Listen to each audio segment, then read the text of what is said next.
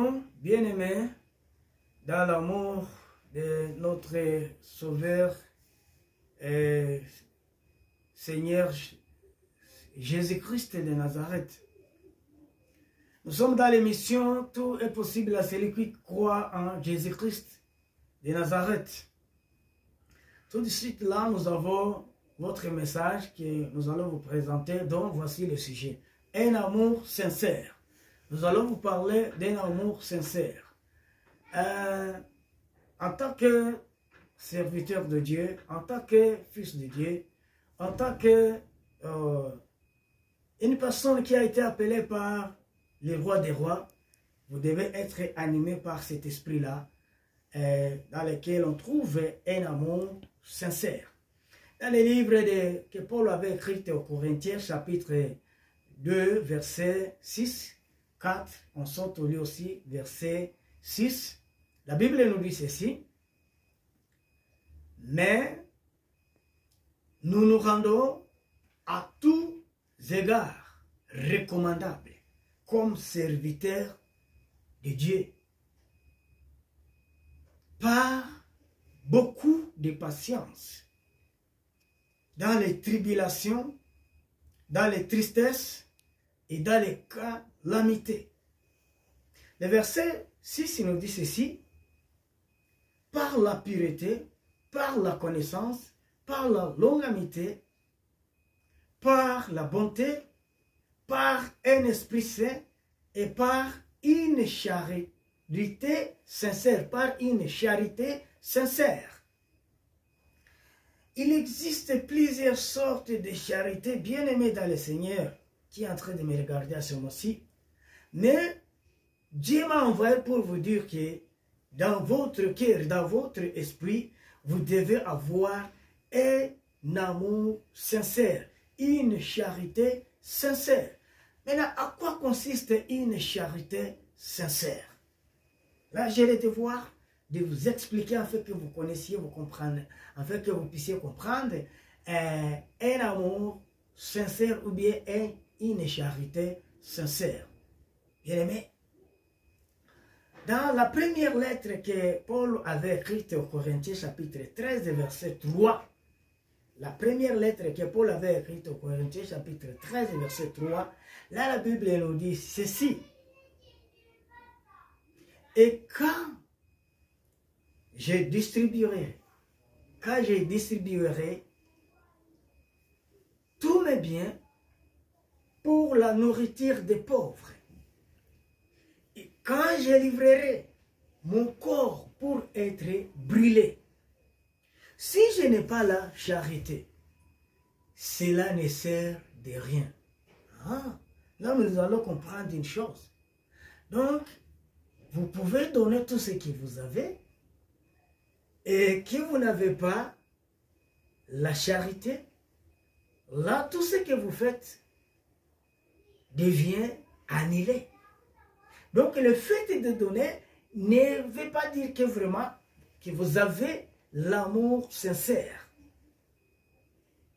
Il y a d'autres choses qu'on va nous dire qui vont nous montrer que vraiment une personne a un amour sincère, une charité sincère.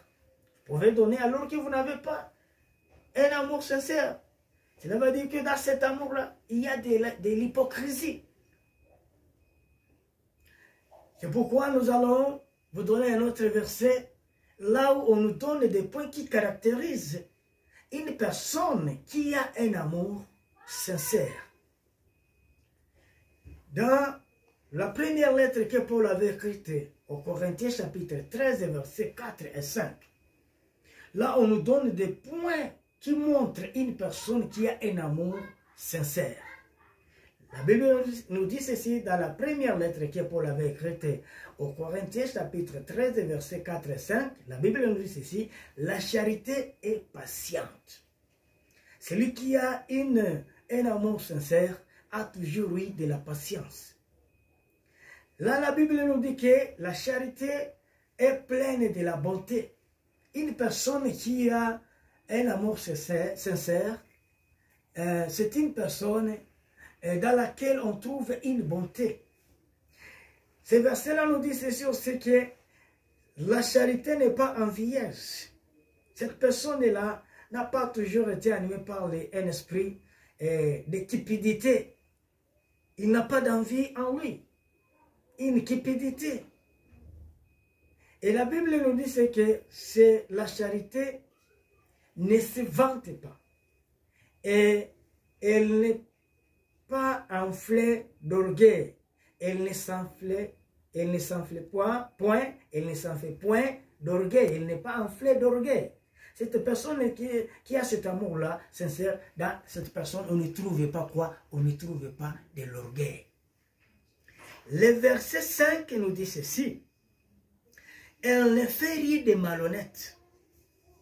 Elle ne cherche pas quoi? Elle ne cherche pas son intérêt. Cette personne-là qui a cet amour-là sincère, elle ne cherche pas son intérêt. Elle ne vise pas son intérêt dans tout ce qu'elle fait. Elle n'oublie pas les intérêts d'autres personnes. Et la Bible continue à dire qu'elle ne s'irrite point, elle ne soupçonne point le mal. Dans la lettre que Paul avait écrite aux Philippiens chapitre 2 verset 4,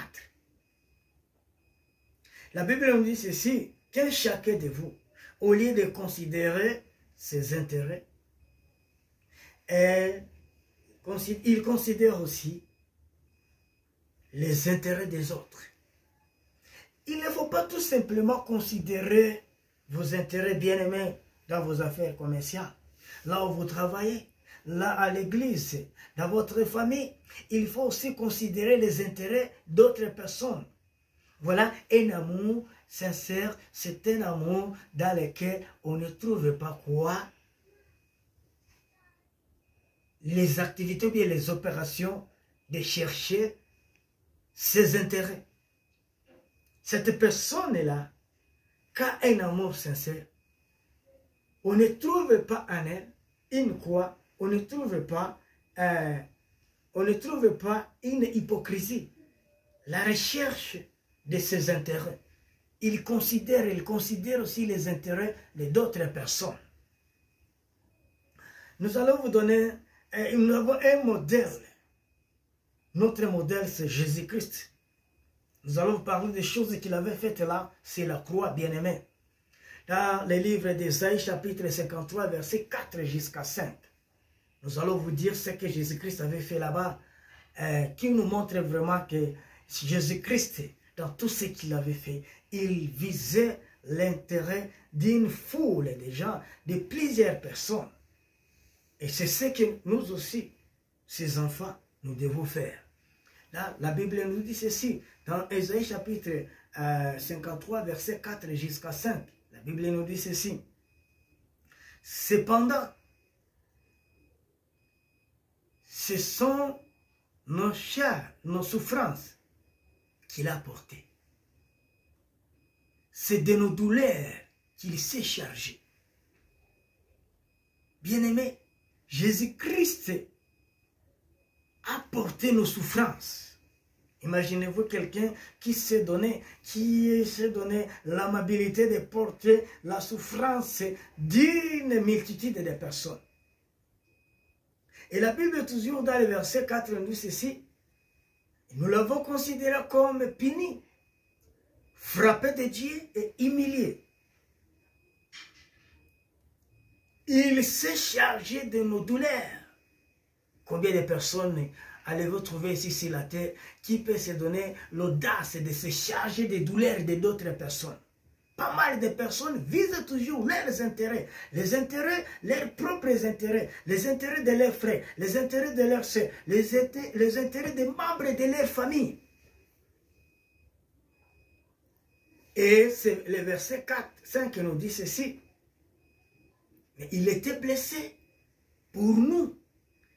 Il a accepté d'être frappé, giflé, on a craché sur lui, on l'a humilié, on l'a déshabillé. Là, sur la croix, il n'avait pas d'habit. Il était tout nu, en vêtements d'Adam et Ève. Il était blessé pour nous, brisé pour nos iniquités.